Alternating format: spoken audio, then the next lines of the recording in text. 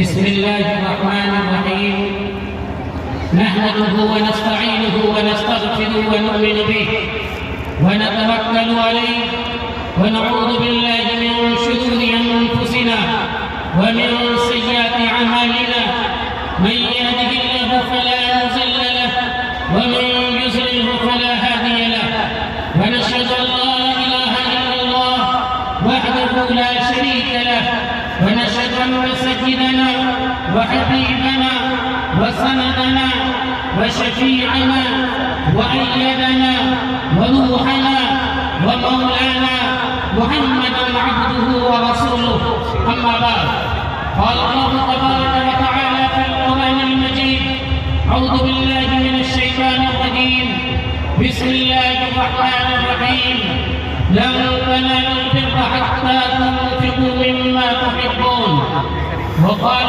أيضا إن الذين يأكلون أموال اليتامى إنما يأكلون في بطونهم نارا وسيصلون سعيرا وعن أبي هريرة رضي الله تعالى عنه قال النبي صلى الله عليه وسلم إذا مات الإنسان انقطع عنه عمله إلا من ثلاثة من صدقة جارية أو علم ينتفع به أو ولد صالح يدعو له رواه مسلم أو كما قال النبي صلى الله عليه وسلم.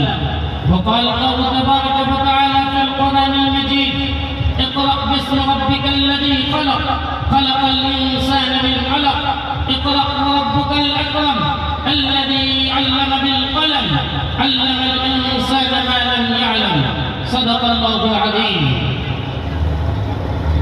پیٹو گے کب تلک سرے راہ تم لکیر کو پیٹو گے کب تلک سرے راہ تم لکیر کو بجلی کی طرح سانپ تڑپ کر نکل گیا اٹھو اٹھو وگرنہ حشر نہیں ہوگا پپا کبھی اٹھو وگرنہ حشر نہیں ہوگا پھر کبھی دوڑو زمانہ چال قیامت پہ چل گیا.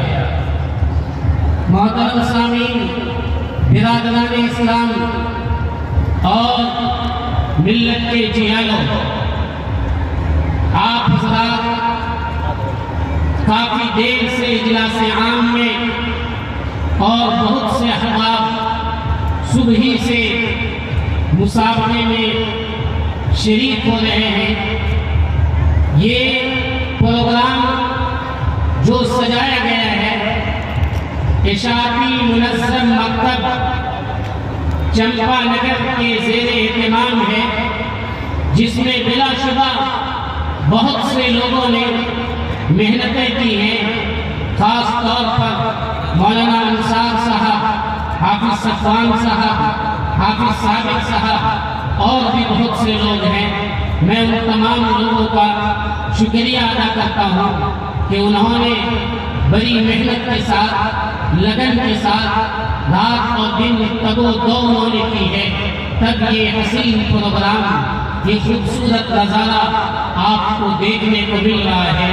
دعا فرمائیے اللہ تعالیٰ اس مکتب کو بھی اور ان تمام حضرات کو جنہوں نے اس کے پیچھے محنت کی ہے اور کر رہے ہیں اللہ آباد رکھے ہمیشہ کے لیے شاد رکھے آمین. میں نے آپ حضرات کے سامنے مسلم شریف کی ایک روایت پڑھی ہے.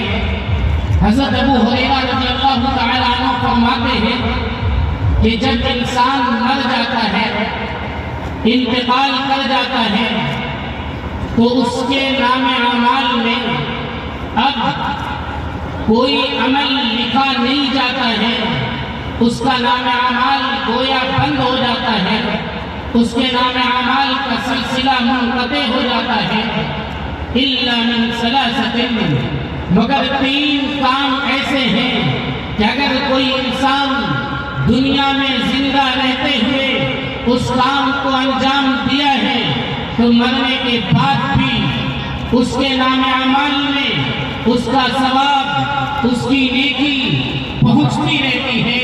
اور ایک وقت آتا ہے کہ بسا اوقات ایک انسان جہنم کی دہکتی آگ میں ہوگا، لیکن ان کا وہ عمل جسے اس نے دنیا میں چھوڑ دیا تھا، جس سے دھیرے دھیرے دھیرے اس کے نام اعمال میں نیکی آ رہی تھی، اس کی بنا پر اللہ کا فرمان آئے گا کہ فرشتوں یہ جو جہنم کی دہکتی آگ میں ہے اسے وہاں سے نکالو اور جنت میں داخل فرماؤ۔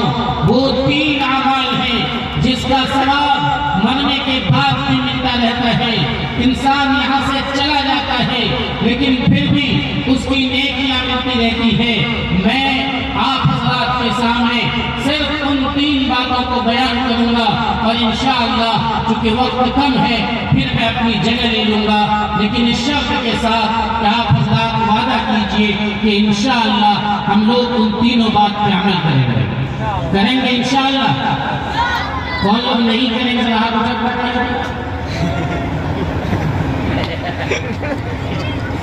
اچھا جو لوگ عمل کریں گے وہ ہاتھ اٹھا کر بتائیں انشاءاللہ۔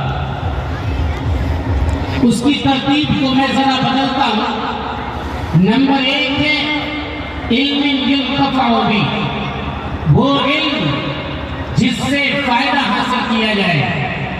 یاد رکھیے اگر ہم عالم ہیں، اگر ہم حافظ ہیں، ہم نے کسی کو پڑھا دیا، ہم نے کسی کو قرآن کریم کی تعلیم دے دی، ہم نے دینی تعلیم سکھلا دیا، ہم نے کسی کو کلمہ طیبہ پڑھا دیا، تو ہم چاہے اس دنیا سے چلے جائیں، لیکن جب تک وہ بندہ جسے ہم نے سکھایا تھا، جسے ہم نے قرآن پڑھایا تھا، وہ زمین پر رہ کر قرآن پڑھتا رہے گا، اس کا ثواب ہمارے نام اعمال میں بھی جاتا رہے گا۔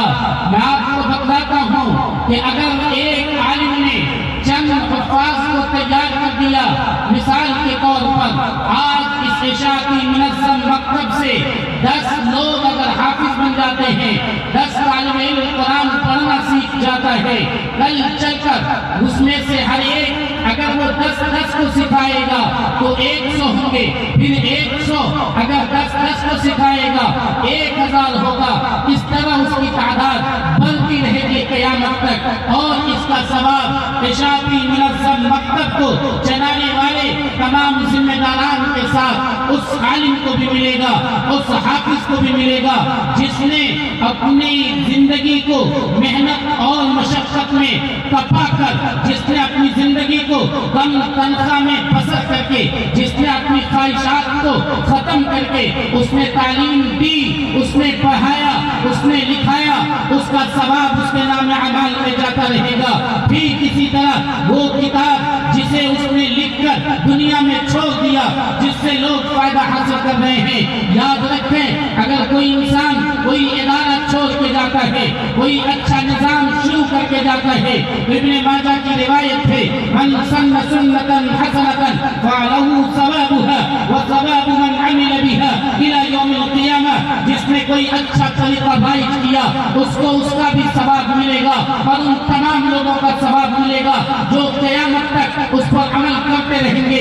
یاد رکھیے عشاء کی منظم مکتب ہو یا اس طرح کے دوسرے ادارے ہو، چاہے آپ کے چمپا نگر کا عظیم ادارہ اصلاح المسلمین ہو یا اس طرح کے جتنے مدرسے ہیں، وہ کیا کرتا ہے؟ وہ آپ کے درمیان ایک چراغ جلاتا ہے، وہ ان کی روشنی آپ کو دیتا ہے۔ یاد رکھیے اگر کسی قوم کو بربادی کے دہانے تک پہنچانا ہے، کسی قوم کو تباہ کرنا ہے، تو اس قوم سے علم کو چھین لیا جائے، اس سے شکشا لے لی جائے، اسے ایجوکیشن سے محروم کر دیا جائے، یہی اس کو برباد کرنے کے لیے کافی ہے۔ میں نہیں کہتا، کسی شاعر نے یہ کہا تھا، کسی شاعر نے یہ کہا تھا کہ یہ افسوس کہ فرعون کو کالج کی نہ سوجھی، افسوس کہ فرعون کو کالج کی نہ سوجھی، یوں بچوں کے قتل سے وہ بدنام نہ ہوتا۔ یہ شعر کہا ہے جس کا مطلب یہ ہے کہ بچوں کو قتل کرنے کے لیے قتل کرنا یہ ضروری نہیں ہے۔ اگر کسی قوم کی نسل کو ختم کرنا ہے، کسی قوم کو برباد کرنا ہے، کسی قوم کو نست و نابود کر دینا ہے، تو اس کے چھوٹے بچوں کو قتل کرنے کی ضرورت نہیں ہے۔ ضرورت اس بات کی ہے کہ ان کے چھوٹے بچوں کو علم سے محروم کر دیا جائے، ان کے چھوٹے بچوں سے تعلیم چھین لی جائے۔ کہا ہے کہ تعلیم ایک پاور ہے، تعلیم ایک طاقت ہے، تعلیم ایک قوت ہے. جس قوم سے یہ پاور چھین لی جاتی ہے دنیا کی قومیں اسے لوٹ کھسوٹ کر کھا لیتی ہے. آخر کیا وجہ تھی؟ رب ذوالجلال نے جب اس دنیا میں سب سے پہلے انسان حضرت آدم علیہ السلام کو بھیجنے کا ارادہ کیا تو کہاں؟ زمین پہ نہیں، آسمان پر، فرش پہ نہیں، عرش پر. سب سے پہلے کیا کیا تھا؟ حضرت آدم کو بٹھایا، ان کے ساتھ فرشتوں کو ایک جگہ جمع کیا گیا، چاہے وہ جنت کی جگہ ہو یا عرش کا کوئی حصہ ہو. پھر وہاں سب سے پہلا کام کون سا کیا گیا تھا؟ وہاں پڑھنے کا کام کیا گیا تھا، پڑھانے کا کام کیا گیا تھا. میں نہیں کہتا ہوں، قرآن کریم اعلان کرتا ہے وَعَلَّمَ آدَمَ الْأَسْمَاءَ كُلَّهَا. اللہ نے حضرت آدم علیہ السلام کو تمام تر چیزوں کا نام سکھلایا اور یوں نہیں چھوڑ دیا بلکہ پوچھا کہ اے آدم، ہم نے جو تمہیں بتایا تھا وہ تمہیں یاد رہا یا نہیں رہا؟ فرشتوں سے بھی امتحان لیا گیا، حضرت آدم سے بھی پوچھا گیا، فرشتوں نے جواب دیا کہ مجھے کچھ یاد نہیں رہا. حضرت آدم علیہ السلام نے تمام چیزوں کا نام بتلا دیا. اللہ نے اسی وقت میں کہا جس نے نام بتلایا ہے، جو امتحان میں فرسٹ آیا ہے، اس کو اعزاز، اس کا اعزاز کیا جائے گا، انعام سے نوازا جائے گا. انعام کیا دیا جا سکتا تھا؟ انسان کے لیے اللہ نے زمین، آسمان، دنیا کی تمام تر چیزیں بنا دی تھی، اس کو عزت کا تمغہ دیا جا سکتا تھا. کہا اسجدوا لآدم، اے فرشتوں تم لوگ آدم کے سامنے جھک جاؤ، تم اعتراف کرو اس بات کا کہ جس کو تعلیم آ گئی ہے وہ ہم سے اعلیٰ ہے، وہ عظمت کے لائق ہے، وہ برتری کے لائق ہے. یہ تعلیم کس لیے دی تھی؟ اللہ تعالیٰ نے دی تھی، اس لیے دی تھی کہ اے لوگوں یاد رکھنا، تم جب دنیا میں جاؤ گے تو سب سے پہلا کام جو تمہیں کرنا ہے وہ تعلیم کا کرنا ہے. کیا آپ نے نہیں دیکھا قرآن کریم اعلان کرتا ہے الرحمن علم القرآن خلق الانسان، وہ قرآن کی تعلیم کو پہلے نمبر پہ رکھا گیا، خلق الانسان کو بعد میں درجہ دیا گیا. کیا آپ نے نہیں دیکھا اللہ تعالیٰ نے محمد رسول اللہ صلی اللہ علیہ وسلم کو سب سے پہلا پیغام جو دے کر بھیجا تھا، سب سے پہلی وحی اللہ تعالیٰ نے یہ نہیں بھیجی کہ محمد رسول اللہ لوگوں سے کہہ دو کہ زناکاری بند کرے، بدکاری بند کرے، لوگوں سے کہہ دو کہ قتل و غارت گری کا بازار بند کرے، لوگوں سے کہہ دو کہ اپنی چھوٹی بچیوں کو زندہ دفن نہ کرے. یہ تمام باتیں بیان نہیں کی گئی. لوگوں سے یہ نہیں کہا گیا کہ کہہ دو صلو و نماز پڑھے، اپنی الصلاۃ و آتوا الزکاۃ، لوگ زکات دے. نہیں، سب سے پہلی تعلیم جو اللہ تعالیٰ نے دی تھی وہ کیا دی تھی؟ وہ تمام برائیاں جو مکہ کی سرزمین پہ تھی ان تمام کا ایک علاج بتایا گیا، اس کا ایک نسخہ کیمیا بتایا گیا. وہ کیا تھا؟ قرآن اعلان کرتا ہے سن 610 عیسوی میں 10 اگست کی تاریخ تھی، 21ویں رمضان المبارک کی رات تھی، جب اللہ تعالیٰ نے حضرت جبریل علیہ السلام کو بھیجا کہ جاؤ محمد رسول اللہ کے پاس اور جا کر کہو کہ اقرا. آپ نے فرمایا ما انا بقاری، دبوچا کا پڑھو اقرا. آپ نے کہا ما انا بقاری، دبوچا پھر کا پڑھو اقرا ما انا بقاری. آپ نے اللہ کے نام سے پڑھنا شروع کیا. اقرا بسم ربک الذی خلق، خلق الانسان من علق، اقرا وربک الاکرم الذی علم بالقلم. یہ تعلیم ہے اس بات کی کہ لوگوں اگر تمہیں دنیا میں اگر تمہیں عزت کے ساتھ رہنا ہے تو بھی تعلیم کے جھنڈے کو پکڑو. اگر آخرت میں تمہیں کامیابی اور کامرانی چاہیے تو بھی تم تعلیم کے جھنڈے کو پکڑو. لیکن افسوس کی بات ہے کہ وہ مولانا، وہ مولوی، وہ لوگ جو ہمارے درمیان تعلیم کی بات کرتے ہیں، جو چھوٹے چھوٹے مکتب چلاتے ہیں، انہیں کن دشواریوں کا سامنا کرنا پڑتا ہے آپ کو اندازہ نہیں ہے. میں آپ کو بتاؤں خود اسی اشاعتی منظم مکتب میں 200+ بچے اس میں پڑھتے ہیں، جس میں سے 140 بچے نے آج مسابقے میں حصہ لیا ہے. انہیں اس ادارے کو چلانے کے لیے کن کٹھنائیوں کا سامنا کرنا پڑتا ہے. انہیں بچوں سے فیس لینی پڑتی ہے، جو بچے فیس دینے کے لائق نہیں ہیں انہیں مفت تعلیم دینی پڑتی ہے. وہ حفاظ اور علماء کرام جو اس میں پڑھاتے ہیں انہیں کبھی کبھی 2500، 1500، 2000، 3000 کے اندر تعلیم دینی پڑتی ہے. ذرا سینے پہ ہاتھ رکھو، وہ چیز جو ہمارا سب سے قیمتی اثاثہ ہے، وہ چیز جو ہمارے لیے سب سے قیمتی زیور ہے، اس سے زیادہ دنیا میں کوئی چیز ہماری قیمتی نہیں ہو سکتی ہے. وہ کیا تھا؟ وہ ہے تعلیم جو ہمارے بچوں کو دی جا رہی ہے. ہمارے بچوں کو سکھایا جا رہا ہے کہ جب تمہارا باپ بوڑھا ہو جائے گا تم اسے ماننا نہیں، تم اسے پیٹنا نہیں، اس لیے کہ باپ جنت کا دروازہ ہے. ماں کے پاؤں تلے جنت ہے. یہ تعلیم کہاں کی جا رہی ہے؟ اسی کرائے کے مکان میں، اسی جھوپڑی میں چلنے والے مدرسوں میں یہ پڑھایا جاتا ہے، اس کے سینے میں بسایا جاتا ہے، جس کا نتیجہ یہ ہے کہ بڑھاپے میں رات کچھ ہو جائے آپ کا ہاتھ نہیں اٹھاتا ہے، وہ آپ کو نہیں مانگتا ہے. کل ہو کر بڑھاپے میں جب آپ کو لاٹھی ماری جاتی ہے، گھر سے مار کر گھر سے باہر نکالا جاتا ہے، آپ تعریف دینے کے لیے پہنچتے ہیں کہ ہمارا بیٹا گمراہ ہو گیا ہے. نہیں، آپ کا بیٹا گمراہ نہیں ہوا ہے. آپ نے انہیں چھوٹے چھوٹے مکتب میں بھیج کر ان کی جڑ کو مضبوط نہیں کیا ہے، ان کو دینی تعلیم سے راستہ نہیں کیا ہے. اس لیے آج مکے کھا رہے ہیں، آج دھکے کھا رہے ہیں. آپ نے اگر کبھی بھیجا تو سہارے کی ریٹ سی اے کی ٹیٹ کی رت لگانے کے لیے بھیجتے ہیں. نہیں، آپ پہلے قرآن کی تعلیم سے راستہ کیجیے، آپ پہلے دین کی تعلیم سے راستہ کیجیے، پھر اسکول اور کالج کی راہ کا بھیجیے، شوق سے بھیج سکتے. اگر آپ اپنے بچوں کو پڑھا کے جائیں گے، آپ اپنے بچوں کو سکھا کے جائیں گے، دینی تعلیم سے راستہ کر کے جائیں گے، تو تیسری چیز جو اس کے اندر ہے وہ ہے ولد صالح یدعو لہ. آپ کا یہ بچہ نیک رہے گا، نیکی کرے گا. آپ کے مرنے کے بعد یہ اللہ کے سامنے ہاتھ اٹھائے گا اور کہے گا اے الہ العالمین میرے ابا کی مغفرت فرما دے، میری اماں کی مغفرت فرما دے، اسے جنت میں داخل فرما. یہ بیٹا جب زمین پر بیٹھ کر آپ کے لیے دعا کر رہا ہوگا، وہ مہربان رب آپ پر مہربانی کرے گا. آپ نے سنا ہوگا، میں نہیں جانتا کہ قصہ کتنا مستند ہے، لیکن بیان کیا جاتا ہے کہ ایک شخص تھا، اس کی بیوی جب حاملہ ہوئی، اس کی بیوی کے پیٹ میں جب بچہ تھا، اسی وقت میں وہ شخص مرنے لگا. مرتے مرتے اس نے اپنی بیوی کو تاکید کی کہ جب یہ بچہ پیدا ہوگا تو اسے مدرسے کی تعلیم کے لیے بھیج دینا، کسی مکتب میں بھیج دینا. مرنے والا مر کر چلا گیا. وہ تو گناہگار تھا، وہ تو سیاہ کار تھا، وہ زندگی گناہوں میں ڈوب کر گزارا تھا. اس لیے اسے جہنم میں دہکتی آگ میں ڈال دیا گیا. اسے سزاؤں کا سامنا کرنا پڑ رہا تھا. اسی درمیان وہ بچہ پیدا ہوتا ہے، 4-5 سال کی عمر کا ہوتا ہے. اس کی ماں اپنے شوہر کی وصیت کے مطابق اس بچے کو لے کر ایک مدرسے میں جا کر مولانا کے حوالے کرتا ہے. مولانا اس بچے کو لے کر سب سے پہلے دن کہتا ہے پڑھو بسم اللہ الرحمن الرحیم. وہ بچہ اپنی پتا کی زبان سے پڑھتا ہے بسم اللہ الرحمن الرحیم. اتنا سننا تھا کہ مہربان اللہ تبارک و تعالیٰ فرماتا ہے اے فرشتوں اس کا باپ جہنم کی آگ میں ہے، اے فرشتوں اس کا باپ عذاب بھگت رہا ہے، اس کے باپ کو نکالو جہنم کی آگ سے، اسے جنت میں داخل کرو. میں یہ گوارا نہیں کر سکتا کہ جس کا بیٹا زمین پر بیٹھ کر یہ کہہ رہا ہے کہ میں اس مہربان خدا کے نام سے شروع کرتا ہوں، میں اس کے باپ کو جہنم میں کیسے دیکھ سکتا.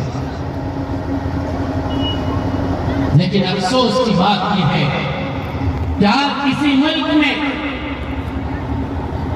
تعلیم کے اعتبار سے سب سے آگے کون ہے؟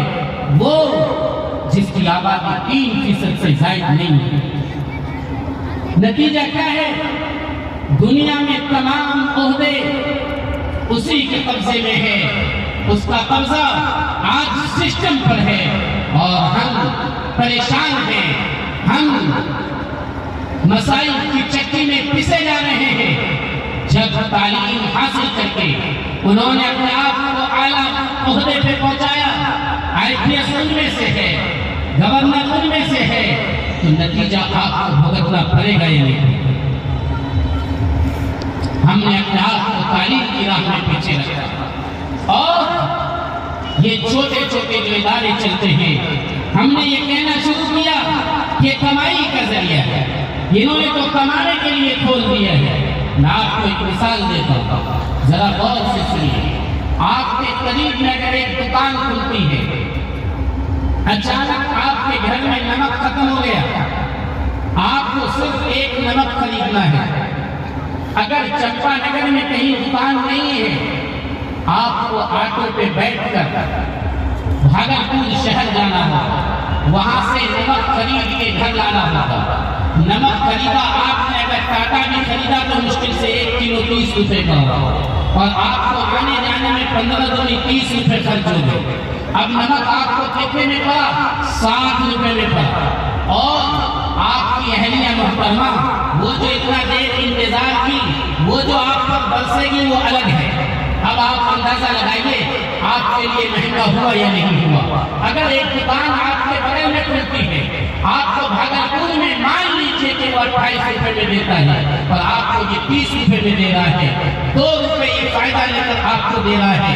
آپ کا کام فوراً ہوا, اس نے کمایا بھی, آپ کو فائدہ بھی پہنچایا. آپ کو وہ مشقت جو بھاگلپور جانے سے وہاں سے آنے سے ہوئی اس مشقت سے بھی اس نے بچایا. بتائیے اس دکاندار کا جو آپ کے معاشرے اور ماحول میں ہے اس کا احسان آپ پر ہے یا نہیں؟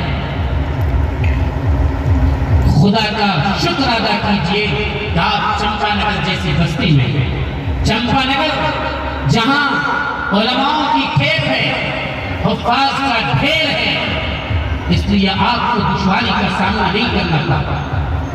بہت سے لوگ ان جگہوں سے ہیں جہاں اپنے بیٹے کو قرآن پڑھانے کے لیے اس کو 20 سے 25 کلومیٹر دور جانا پڑتا ہے, اس کے بعد بھی کوئی اچھا حافظ نہیں ملتا. قربان جائیے ان چھوٹے مکتب چلانے والوں پر, قربان جائیے ان ادارے چلانے والوں پر جو آپ کو اچھا حافظ, اچھا معلم, اچھی تعلیم دینے والا آپ کے گھر کے قریب میں آپ کو مہیا کر کے دے رہا ہے, انتظام کر کے دے رہا ہے. آپ کو اللہ کا شکر ادا کرنے کے بعد ان تمام لوگوں کا شکر ادا کرنا چاہیے. اگر آپ نے اپنے بچوں کو تعلیم دی, یاد رکھیے یہ آپ کے لیے صدقہ جاریہ ہے. اگر آپ نے اپنے بچوں کو تربیت دیا, آپ نے اسے صحیح راہ پہ ڈالا, یہ آپ کے لیے صدقہ جاریہ بنے گا. اگر آپ نے اپنے بچوں کو چوک چوراہے پر رات کے 1 سے 2 بجے تک موبائل چلاتے ہوئے چھوڑ دیا, اگر آپ نے اپنے بچوں کو رات کی تنہائی میں کمرے کے اندر 3 بجے رات تک ویڈیو دیکھنے کے لیے چھوڑ دیا, اگر آپ نے اپنے بچوں کو آوارہ گردی کرتے ہوئے چھوڑ دیا, اگر آپ نے اپنے بچوں کو گٹکا اور نشہ کی چیزوں کو استعمال کرتے ہوئے چھوڑ دیا, یاد رکھیے گا وہ بچہ اس دنیا میں بھی آپ کے نام کو برائے گا, آپ کے نام پر آپ کے نام آپ کو بے عزت کرے گا, اور آخرت کے اندر بھی آپ کے لیے جہنم کا ذریعہ بنے گا, آپ کے لیے لعنت کا ذریعہ بنے گا. اور یہی اولاد جب بغل ہو کر تبلیغی جماعت والا اس کے پاس آئے گا اور کہے گا چلو نماز پڑھنے کے لیے, اسے پڑھائے گا, 60 سال کے بڑھاپے کی عمر میں 40 سال کے بوڑھے کو کہے گا پڑھو الحمدللہ رب العالمین, اور یہ نہیں پڑھ سکے گا, اس وقت میں دل پہ لعنت بھیجے گا اپنے باپ پر, پھٹکار بھیجے گا اپنی ماں پر کہ کیسے تھے میرے والدین, کیسے تھے ہماری مائیں کہ انہوں نے ہمیں بچپن میں نہیں پڑھایا, آج ہمیں پڑھنے کے لیے کتنی مشقت کرنی پڑ رہی ہے, آج ہمیں کتنی دشواریوں کا سامنا کرنا پڑ رہا ہے. اللہ نہ کرے کل قیامت کے دن اگر یہ اللہ کے سامنے کھڑے ہو کر آپ کے لیے شکایت کر دے تو آپ کا کیا بنے گا, آپ سوچ سکتے ہیں تنہائی. اس لیے آپ کو اس قوم سے سبق لینا چاہیے جس نے ہم سے سبق حاصل کیا ہے. ان کی مائیں سڑک پر بیٹھ کر سبزیاں بیچتی ہیں اور ان کے بچے DM بنتے ہیں, ان کا باپ رکشہ چلاتا ہے اور ان کا بیٹا IPS بن رہا ہے. اسی ہندوستان کی سرزمین پہ ہے. آپ اس سے سبق حاصل کیجئے, عبرت حاصل کیجئے.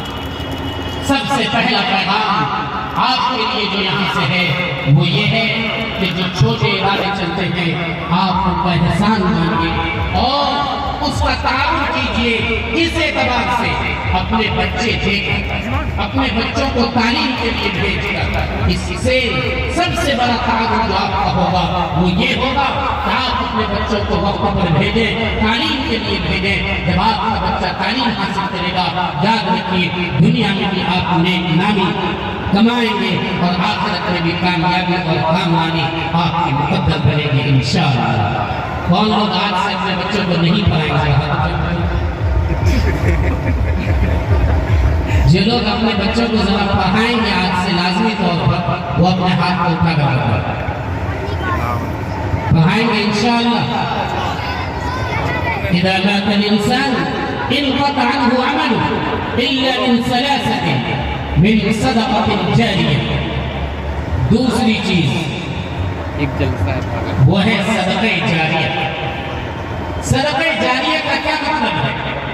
جو عنوان آپ کا ہے یہاں تحفظ اوقاف کی ساری جائیداد وہ صدقہ جاریہ میں آتا ہے۔ اسی کو قرآن نے پھر سے تعبیر کیا لن تنالوا البر حتى تنفقوا مما تحبون، جب تک آپ اپنی پسندیدہ چیز اللہ کی راہ میں خرچ نہیں کر دیں گے تب تک آپ بھلائی کو ہرگز نہیں پا سکتے ہیں۔ یاد رکھیے اس سبق کو شروع سے لے کے اخیر تک ہمارے اکابر نے، ہمارے پروجوں نے، ہمارے اسلاف نے اس پر عمل کیا، اسے دہرایا ہے۔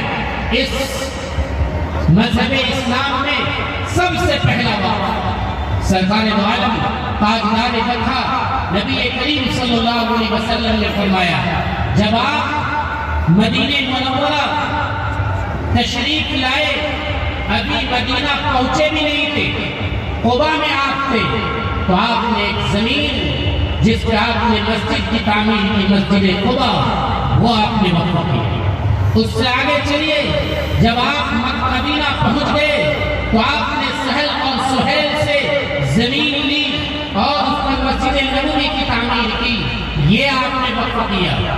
غزوہ احد کے موقع پر ایک یہودی یہ کہہ کر مر گیا تھا کہ میرا جتنا باغ ہے سب محمد کو دے دیا جائے۔ 7 باغات آپ کے پاس آئے، آپ نے وہ 7 کے 7 باغات کو اللہ کی راہ میں وقف کر دیا کہ یہ اللہ کے لیے ہے، اس سے لوگ فائدہ حاصل کریں گے۔ آپ نے ایک موقع پر مدینہ منورہ میں جب صحابہ کرام آئے تو ان کے پاس پینے کے لیے پانی نہیں تھا، میٹھا پانی وہ نہیں ملتا تھا۔ ایک کنواں تھا رقمہ نامی، اس کنواں کو آپ نے کہا کون ہے جو اپنے ڈول کے ساتھ مسلمانوں کا ڈول اس میں شریک کرے گا؟ ایک یہودی کا کنواں تھا۔ حضرت عثمان غنی رضی اللہ تعالیٰ عنہ نے اس کنواں کو خریدا جسے بیر رقمہ کہتے ہیں، اور عام مسلمانوں کے لیے اس کنویں کو وقف کر دیا کہ عام مسلمان اس سے پانی لیں گے اور پانی پیئیں گے۔ پھر حضرت عمر رضی اللہ تعالیٰ عنہ نے دوسرے صحابہ کرام رضوان اللہ علیہم اجمعین نے مسلسل اللہ کی راہ میں زمینوں کو وقف کیا۔ میں آپ کو بتلاؤں وقف کہا جاتا ہے اس زمین کو جس زمین کو انسان اپنی ملکیت سے نکال کر اللہ کی ملکیت میں دے دیتا ہے، اس شرط کے ساتھ کہ اسے بیچا نہیں جائے گا، اس شرط کے ساتھ کہ وہ گفٹ نہیں کیا جا سکتا ہے، اس شرط کے ساتھ کہ اس میں وراثت جاری نہیں ہوگی۔ یہ سلسلہ صحابہ کرام رضوان اللہ علیہم اجمعین سے مسلسل چلتا رہا، اور اس ہندوستان کی زمین پہ سب سے پہلا وقف قطب الدین ایبک نے سن 1119 ہجری میں دہلی میں ایک مسجد کی تعمیر، مسجد قوت الاسلام کی تعمیر کی، پھر ایک مینارہ کی تعمیر کی، اور پھر ایک مدرسہ کو بنایا، انہوں نے وقف کیا، اور پھر وقف کا سلسلہ الحمدللہ ایسا چلا کہ آج سرکاری میڈیا کے مطابق، ہمارے سرکاری میڈیا کے مطابق 9 لاکھ ایکڑ زمین اس ملک میں وقف کی جائیداد ہے، لیکن سچر کمیٹی کے سروے کے مطابق 6 لاکھ ایکڑ زمین اس ملک میں ہے۔ آج میڈیا یہ کہتا ہے کہ سب سے زائد زمین تیسرے نمبر پہ ریلوے، ڈیفنس، اور تیسرے نمبر پہ اوقاف کی جائیداد ہے۔ یہ پروپیگنڈا ہے، یہ جھوٹ ہے، چونکہ ہندو اینڈومنٹ کی زمین تمل ناڈو میں اور آندھرا پردیش میں دونوں جگہ کو صرف ملایا جائے، صرف 2 صوبے کو ملایا جائے تو 9,40,000 ایکڑ زمین بنتی ہے۔ آپ اندازہ لگائیے صرف 2 صوبے میں ہندو اینڈومنٹ کی جو زمین ہے وہ مسلمانوں کی پورے ملک کے اوقاف کی جائیداد سے زائد ہے۔ اس لیے میڈیا کے لوگ جھوٹ بولتے ہیں کہ اوقاف کی جائیداد بہت ساری ہے، آپ کو گمراہ کیا جاتا ہے، اور ایسا لگتا ہے کہ ایک ساتھ ہمارا پلاٹ بنا ہوا ہے، ایک لمبا پلاٹ ہے 9 لاکھ ایکڑ زمین کا جو از تحت جگہ ہے، نہیں، آپ کو میں بتاؤں کہ وہ کنواں جس کنویں کو مسلمانوں نے کنویں کو کھود کر اس کا پانی مسلمانوں کے لیے وقف کیا تھا، وہ کنواں بھی وقف کی زمین ہے۔ وہ چاپاکل، جس چاپاکل کو اس لیے لگایا جائے کہ راہگیر اور مسافر اس سے پانی پیے گا، وہ بھی وقف کی جائیداد ہے۔ اس ملک میں سینکڑوں اسکول اور کالج ایسے ہیں جو وقف کی جائیداد میں قائم ہے، جس سے لوگ تعلیم حاصل کر رہے ہیں۔ میڈیکل کالج بھی ہے، کامرس کالج بھی ہے، سائنس کالج بھی ہے، جو اس ملک میں چلتا ہے، یہ اسی پر ہے۔ اس میں وہ جائیداد بھی ہے جو جائیداد نوابوں نے جانوروں کے چرنے کے لیے وقف کیا تھا، اس میں وہ جائیداد بھی ہے جسے پرندوں کے لیے لوگوں نے وقف کیا تھا، اس میں وہ جائیداد بھی ہے جسے مسجد ہے، مدرسے ہے اور عیدگاہیں ہیں، اس میں وہ جائیداد بھی ہے جس میں مزار ہے، وہ جائیداد بھی ہے جس میں امام باڑے ہیں، جس کو پہلے زمانے میں لوگ جا کر کربلا منایا کرتے تھے، وہ جائیداد بھی ہے۔ یہ ساری وہ جائیداد ہے جو اوقاف کی جائیداد ہے۔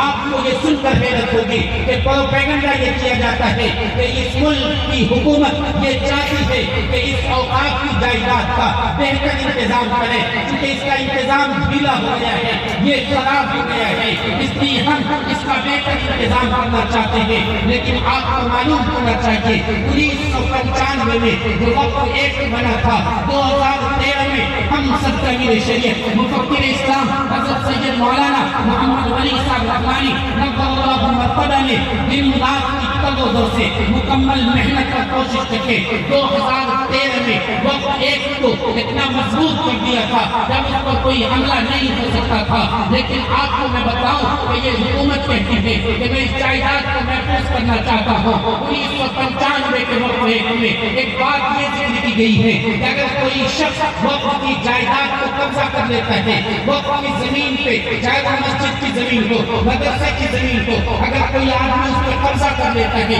غصب کر لیتا ہے، تو اس کو 1 سال، اس کو 2 سال کی سزا ہوگی۔ اور ابھی جو بل پاس ہونے والا ہے جسے 8 اگست کو پارلیمنٹ میں پیش کیا گیا تھا اور وہ قانون بننے کی طرف ہے، جسے ابھی بھیج دیا گیا ہے JPC کے اندر، آپ کو بتاؤں کہ اس میں کیا کہا گیا کہ 2 سال کی سزا نہیں، 1 سال کی سزا ہوگی۔ بتائیے اس نے ہماری وقت کی جائیداد کو محفوظ کیا ہے؟ نہیں، وقت کی جائیداد کو محفوظ نہیں کیا ہے۔ شریعت یہ کہتی ہے کہ اگر ایک مرتبہ آپ نے یہ کہہ دیا کہ اس زمین میں تعلیم کے لیے دیتا ہوں، اس میں تعلیمی ادارے قائم کیے جائیں، وہ وقت ہو جاتا ہے۔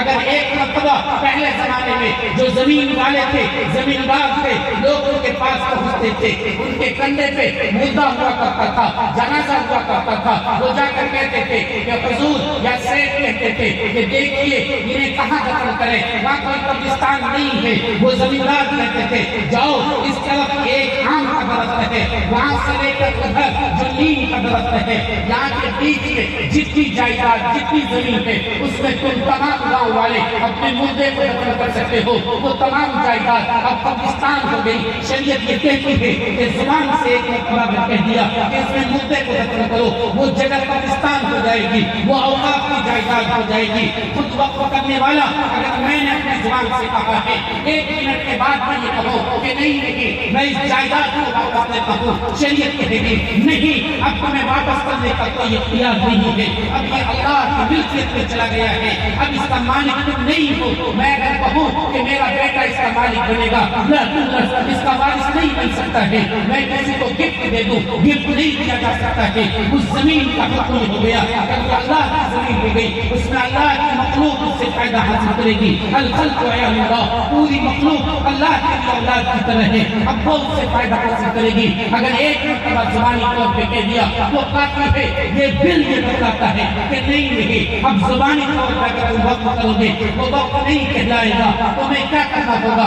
جا کر رجسٹری کرنی ہوگی، اور اس رجسٹری کے بعد تمہیں وقت بورڈ میں جا کر رجسٹر کرنا ہوگا، اسے منظور کرانا ہوگا، تب وہ زمین تمہاری وہ وقت کی بنے گی، ورنہ وقت کی نہیں بنے گی۔ بتاؤ مسلمانوں، انہوں نے وقت کی جائیداد کو محفوظ کیا ہے یا محفوظ نہیں کیا؟ لوگوں یاد رکھو، جتنی پرانی پرانی جائیداد ہے. آج کوئی بلڈوزر آ کر مسجد کے کنارے کھڑا ہوتا ہے اور مسجد کو ڈھا دیتا ہے. ہم یہ کہتے ہیں وہ انلیگل ہے. ہم جا کر عدالت میں چارہ جوئی کا ہمیں حق ہے, اس پر جا کر کیس مقدمہ کر سکتے ہیں. آپ نے دیکھا بابری مسجد پہ حملہ کیا گیا, آپ نے دیکھا اس کے بعد جامع مسجد بابری کا معاملہ آیا, آپ نے دیکھا بہرائچ کی مسجد کا معاملہ آیا, آپ نے دیکھا ابھی تازہ سنبل کی مسجد کا معاملہ آیا, آپ نے دیکھا کہ درگاہ جو اجمیر کا ہے اس پر حملہ کیا گیا. آپ سنے ہیں اور سن چکے ہوں گے کہ جامع مسجد جو دہلی کے اندر ہے اس پر بھی معاملہ آ چکا ہے. اب کون سی جگہ بچے گی؟ یہ تو اب تک انلیگل ہے. جب یہ بل پاس ہو کر قانون بن جائے گا, بلڈوزر آ کر آپ کی اس مسجد کے سامنے مرغی میں کھڑا ہو اور یہ کہے گا کہ تم لوگ کاغذ دکھاؤ, اگر آپ نے کاغذ نہیں دیا یہ تو مسجد ابھی بنی ہے, لیکن جو مسجد 500 سال پرانی ہے, یہ ملک تو وہ ملک ہے جہاں سیلاب میں لوگ اپنی جان نہیں بچا پاتے, اپنے چھوٹے بچوں کو نہیں بچا پاتے, وہ اپنی جائیداد کا کاغذ نہیں بچا پاتا ہے. 500 سال پرانی جو وقت پراپرٹی ہے, جو عوامی پراپرٹی ہے, جو پبلک پراپرٹی ہے, اس کے کاغذ کو کون بچائے گا؟ اس کا کاغذ کہاں محفوظ رہ سکتا ہے؟ آپ سے کہے گا لوگوں اس کا کاغذ پیش کرو, آپ نے کاغذ پیش نہیں کیا. یہ بل یہ کہتا ہے کہ جب یہ بل پاس ہو گیا تو 6 مہینے کے اندر جتنی بھی جائیداد ہے اسے رجسٹر کرانا ہوگا. اگر آپ نے رجسٹر نہیں کرایا تو ممکن ہے کہ سرکار یہ کہے گی کہ وقت کی جائیداد نہیں ہے, اس لیے جگہ چھین لیتے ہیں. اگر کوئی کہتا ہے, میڈیا یہ کہتا ہے کہ دیکھو یہ تو حکومت کی زمین ہے اس لیے حکومت بہتر انتظام کرنا چاہتی ہے, نہیں, یہ حکومت کی زمین نہیں ہے, یہ ہمارے باپ کی زمین ہے, ہمارے دادا کی زمین ہے, یہ ہماری اپنی پراپرٹی ہے, یہ کسی سرکاری پراپرٹی نہیں ہے. ہم نے اپنے خون سے, اپنے پسینے سے جو پیسہ کمایا تھا, اس سے جو جائیداد ہم نے خریدی تھی, اس کو ہم نے مسجد کے لیے وقف کیا ہے, اس کو ہم نے اسکول اور کالج کے لیے وقف کیا ہے. اس لیے وہ سرکاری ادارہ نہیں ہے, وہ ہمارا ادارہ ہے, اس کو ہم چلائیں گے, اس کی حفاظت کے ذمہ دار ہم ہیں. یہ مذہبی معاملہ ہے. خود آپ کا دفعہ 30, 29 اور 26 اور 25 یہ سارا یہ بتلاتا ہے کہ اس میں تمہیں دخل اندازی کرنے کا کوئی حق نہیں ہے. اس کی قانونی طور پہ بھی دخل اندازی نہیں کیا جا سکتا ہے. اب تک کیا تھا؟ اب تک یہ ہے کہ اگر بلڈوزر آتا ہے, اس نے دیکھ لیا کہ مسجد کا مینارہ کھڑا ہے, اس کو مسجد ماننا ہوگا. وہ آتا ہے ایک جائیداد کے پاس اور وہاں پر قبر ہے, مردے دفن کیے گئے ہیں, اس کو ماننا ہوگا, جسے وقت بائی یوز کہتے ہیں. استعمال اگر وقت کے لیے ہو رہا ہے تو وہ وقت ماننا ہوگا, سرکار اسے مانے گی. سپریم کورٹ نے یہ فیصلہ کیا تھا کہ جو ایک مرتبہ وقف ہو گیا وہ ہمیشہ کے لیے وقف رہے گا. 1947 میں جس وقت میں یہ ملک آزاد ہوا تھا, اس وقت میں جو زمین, جو جائیداد وقف کی تھی, وہ ہمیشہ وقف رہے گا, اس میں کوئی تبدیلی نہیں ہو سکتی ہے. اب اس وقت بائی یوز کو چھینا جا رہا ہے, جس کا نتیجہ کیا ہوگا؟ میں آپ کو خطرے کی بات بتلاتا ہوں. آج سے 10 سال 15 سال بعد کی بات کیجیے, اگر وہ قبرستان جو آپ کے یہاں ہے اس قبرستان کو چھین لیا جائے, وقت رجسٹر اگر نہ ہو, وہ قبرستان آپ سے لے لیا جائے, اور یہ بہت ہوگا. اس لیے کہ ان کا مقصد یہ ہے اس بل سے کہ جتنی پرانی جائیداد ہے وہ چھین لیا جائے, پرانی جائیداد کو اپنے قبضے میں لے لیا جائے. تو اس لیے کہ اس کا کاغذ تو ہمارے پاس موجود نہیں ہوگا. اب اگر یہ قبرستان لے لیا جائے گا, چمپا نگر میں آپ کا باپ انتقال کرتا ہے, آپ اس کو کندھے پہ لے کر جاتے ہیں دفنانے کے لیے, آپ کو دفنا نہیں سکتے, سرکاری زمین ہے, اس لیے سرکار نے اسے اپنے قبضے میں لے لیا. اب آپ اپنے بیٹے کو, اپنے باپ کو کہاں دفن کریں گے؟ آپ کو 3/6 کی زمین خریدنی ہوگی. ہے کسی کے پاس اتنا پیسہ کہ وہ اپنے باپ کو زمین میں دفن کرنے کے لیے 3/6 کی زمین خرید سکے, وہ بھی چمپا نگر جیسی جگہ پر جہاں زمین اتنی مہنگی ہے؟ آپ بتائیے, جینا تو مشکل ہے ہی, مرنا بھی مشکل. لوگوں کو سے وہ قبرستان چھین لیے جائیں گے, وہ مسجد چھین لی جائے گی جو اسلام کی علامت. اللہ کے رسول صلی اللہ علیہ وسلم نے فرمایا تھا, جہاں سے اذان کی آواز آ رہی ہو, جہاں مسجد دیکھو, سمجھ جاؤ کہ وہاں مسلمان ہے, وہ مسلمان ہونے کی پہچان. آپ سے وہ شناخت آپ سے چھین لی گئے, تو بتائیے آپ کہاں گئے؟ اس لیے جتنے مسئلے آئے تھے وہ مسئلہ اتنا گمبھیر نہیں تھا, وہ مسئلہ اتنا حساس نہیں تھا جتنا حساس معاملہ یہ وقت کا مسئلہ. وقت کو کمزور کرنے کی ایسی کوشش کی گئی کہ نمبر 1 پرانی تمام جائیداد آپ سے لے لی جائے اور جو کچھ بچی ہوگی حکومت یہ چاہتی ہے اس بل کے ذریعہ کہ اس پر اپنا مکمل کنٹرول کرنا، جس کا ایک طریقہ یہ اپنایا کہ جو وقف بورڈ ہے اس کے اختیارات چھین لیے گئے، اس اختیار کو دے دیا گیا کسے؟ کلکٹر کو، ڈی ایم کو۔ اب وہ ڈی ایم جس زمین کے بارے میں جو کہے گا، اگر آج اس نے یہ کہہ دیا کہ اس زمین کے بارے میں شک ہے کہ یہ وقف کی نہیں ہے، آج سے اس میں تعلیم بند، آج سے اس میں نماز بند، آج سے اس میں مردے کا دفن کرنا بند، اسٹے لگ گیا، رک گیا۔ اب آپ عدالت جاتے رہیے، آتے رہیے، رات بھی لگتے رہیے، اپنی جائیداد کے لیے لوگ فیس نہیں دے پاتا ہے، جو عام جائیداد ہوگی اس کے لیے کون فیس دے پائے؟ اس کے اندر کیا کہا گیا؟ جو وقت ٹریبیونل ہے اسے گویا ختم کرنے کی کوشش کی، جبکہ صرف وقت کا ٹریبیونل نہیں ہے، اس ملک میں 50 ٹریبیونل ہے، جس کا مقصد ہوتا ہے کہ وہ عدالت کے بوجھ کو کم کرے۔ 12 سے 13 کروڑ اس ملک میں ایسے کیسز ہیں جو پینڈنگ میں ہیں، اگر کوئی نیا کیس نہ آئے تو اس کو حل کرنے میں 17 سال لگ جائے گا۔ اس لیے ہر جگہ پر علاقہ وائز یہ بانٹ دیا گیا ہے، اگر وقف کے سلسلے میں ہے تو جو وقف کے ماہرین ہیں مثلاً ٹریبیونل میں وہاں جائے گا، جو دوسری چیز کا ماہر ہے اس کا معاملہ وہاں جائے گا تاکہ وہ معاملہ آسانی سے حل ہو سکے۔ اور وقف ٹریبیونل میں بھی ایسی تبدیلی کی گئی، کہا گیا 2 غیر مسلم ہر حال میں اس میں رہے، 2 غیر مسلم کو ہر حال میں اس میں رکھنا ہو۔ تو آپ کو میں نمبر 1 یہ بتلانا چاہتا ہوں کہ جتنی پرانی جائیداد ہے وہ آپ سے چھین لی جائے گی، اور آپ کا جو بچی کچی جائیداد ہے اس پر حکومت اپنا کنٹرول کر لے۔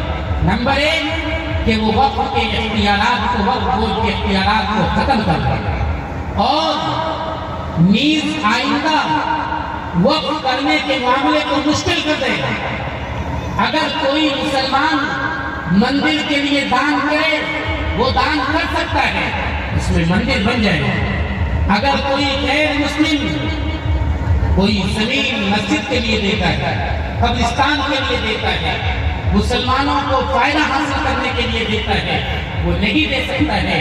اس بل میں یہ بات ہے کہ کوئی غیر مسلم دان نہیں کر سکتا۔ اگر کوئی مسلمان دینا چاہے، ایک قبرستان چھین لیا گیا، دوسرا قبرستان کوئی مسلمان دینا چاہے، ایک تو ایسا جگرا چاہیے اب، چونکہ زمین اتنی مہنگی ہو گئی ہے کہ ایسا کلیجہ نہیں ہے کہ کوئی 1 ایکڑ زمین دے۔ اور اگر دیا تو کیا کرنا ہوگا؟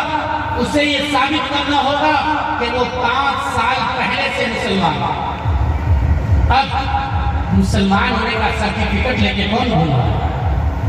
اسے 5 سال پہلے سے مسلمان ہونا ہوگا، تب وہ وقف کر سکتا ہے، ورنہ وہ وقف نہیں کر سکتا۔ آئندہ جو وقف کا معاملہ ہے اسے بھی مشکل سے مشکل تر بنایا ہے۔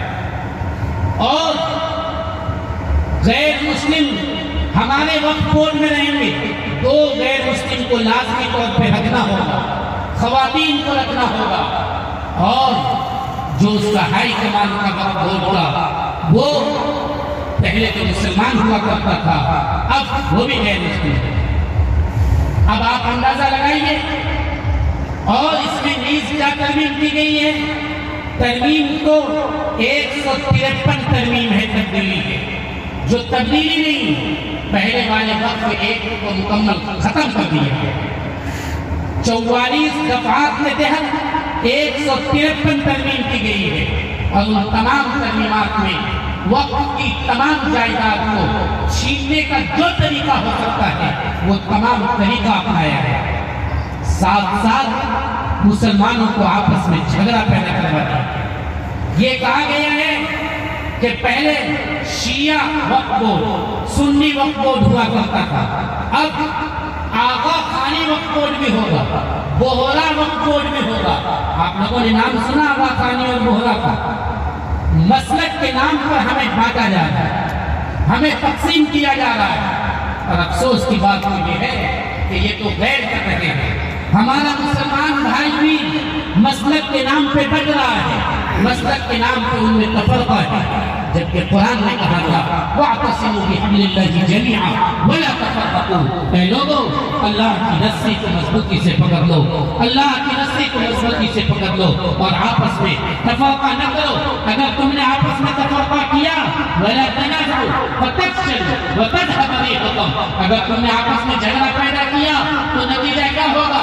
فَتَفْشَلُوا، تم ناکام ہو جاؤ گے، تَذْهَبَ رِيحُكُمْ، تمہاری ہوا اڑ جائے گی، تمہارا لوگ ختم ہو جائے گا، تمہارا درد نہیں رہے گا۔ پہلے لوگ ڈرتے تھے، پہلے لوگ کاری ہوا کرتا تھا۔ میں آپ کو مثال دوں، 1000 لوگ ہیں جن کے ہاتھ میں تلوار ہے، ایک مسلمان پہ حملہ کرتا ہے، وہ نیچے جھک کر ایک پتھر اپنے ہاتھ میں اٹھاتا ہے، 3 میل تک وہ دوڑاتا ہے، 1000 مسلمان اور 1000 غیر وہ بھاگے جا رہے ہیں اور ایک مسلمان ایک پتھر سے دوڑا رہا ہے۔ یہ کیا تھا؟ یہ روح تھا، یہ اس کے پاس جو طاقت تھی، ایمانی طاقت وہ تھا۔ لیکن آج جب ہم آپس میں جھگڑنا شروع ہو گئے تو یہ ہمارا ختم ہو گیا۔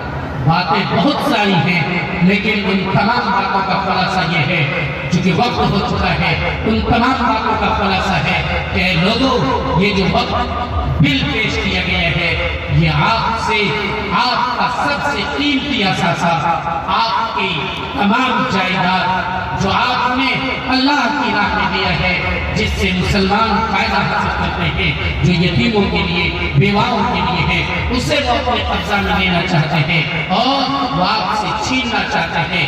آپ لے لیجیے مثال کے طور پہ، خود آپ کے یہاں جو مسجد ہے اس کے لیے کتنی جائیداد ہے؟ ڈھیر ساری جائیداد ہے، جس میں دکانیں قائم ہے۔ اس کا یہ ہے کہ واقف نے جو وقت کیا تھا اس کا منشا یہ ہے کہ یہ تمام جائیداد کا فائدہ مسجد کو ملے گا، کرائے مسجد میں آئیں گے، سارے پیسے مسجد میں آئیں گے۔ یہ بل یہ بتلاتا ہے کہ نہیں، بلکہ وہ حکومت اپنے قبضے میں لے گی، اسے رفائے عام میں خرچہ کرے گی، وہ جہاں چاہے وہاں خرچہ کرے گی۔ شریعت یہ کہتی ہے کہ نہیں، وقف کرنے والے نے جس نیت سے دیا ہے اسی کے مطابق عمل ہوگا۔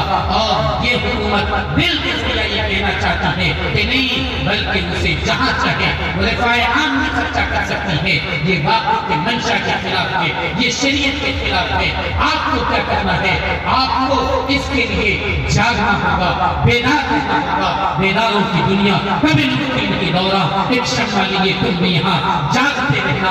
آپ جاگیے، بیدار رہیے۔ مسلم پرست اللہ بورڈ کے سے، چاہے ہمارا شریعہ کے پلیٹ فارم سے، میرے شریعت مفکر ملت حضرت سید مولانا احمد ولی فیصل رحمانی یا جمعیت علماء ہند کے پلیٹ فارم سے یا کسی بھی ملی تنظیم کے پلیٹ فارم سے اگر آپ کو آواز دی جائے، آپ اس کے لیے تیار رہیے۔ چاہے آپ کو جہاں جانے کے لیے کہا جائے، چاہے وہ جیل بھروں کی تحریک چلے، چاہے روڈ جام کی تحریک چلے، جس طرح کی بھی تحریک چلے، اگر جمہوری قانون کے مطابق وہ تحریک چلتی ہے، آپ کو اس تحریک کا حصہ بننا ہوگا۔ اور ساتھ ساتھ وہ تمام اعمال جو اعمال ہم کر رہے ہیں، وقت کی جائیداد کی جو ہم نے قبضہ کر رکھا ہے، اس سے جو ناجائز فائدہ حاصل کر رہے ہیں، وہ یتیموں کا مال ہے۔ ان الذین یاکلون اموال الیتامی، جو اس طرح کے مال کو کھاتا ہے، انما یاکلون فی بطونہم نارا، وہ اپنے پیٹ میں آگ بھر رہا ہے، ویسیصلون سعیرا، اور کل وہ جہنم میں داخل ہوگا۔ اس لیے ہمیں اور آپ کو بیدار ہو کر، جاگ کر، ہوشیار رہ کر ان تمام جائیداد کو چھوڑ دینا چاہیے۔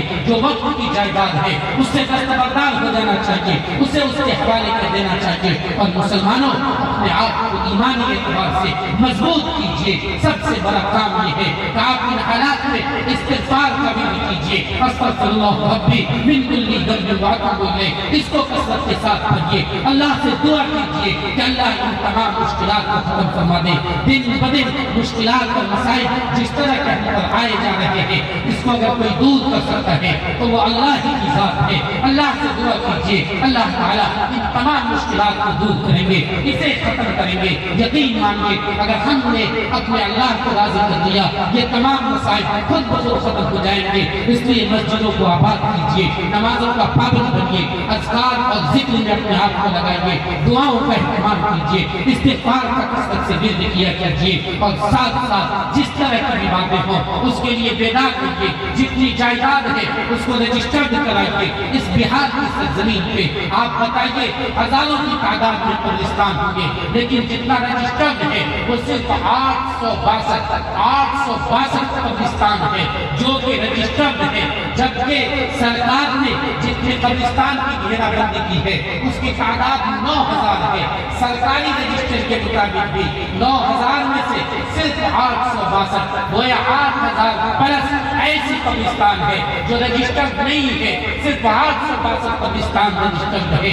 اگر سروے کیا جائے زمینوں کا تو یاد رکھیے ڈھیر سارے آپ کی جائیداد ہیں جو رجسٹرڈ نہیں ہے. اس لیے آپ اپنے قریب کے علاقہ پر جائیے, بیدار رکھیے اور یاد رکھیے ہماری کوئی بھی مسجد وہ مندر پہ تعمیر نہیں ہو سکتی ہے. ایک تو اس لیے کہ ہماری شریعت یہ کہتی ہے کہ کسی کی چھینی ہوئی زمین, کسی کے غصب کی ہوئی زمین پہ اگر نماز پڑھی جائے گی وہ نماز قابل قبول نہیں ہے. یہ مسلمان اپنی مسجد کو کسی غیر کی زمین پہ نہیں بنا سکتا ہے. یہ تاریخ چاہے آپ بتا دیں لیکن ہماری شریعت یہ بتاتی ہے.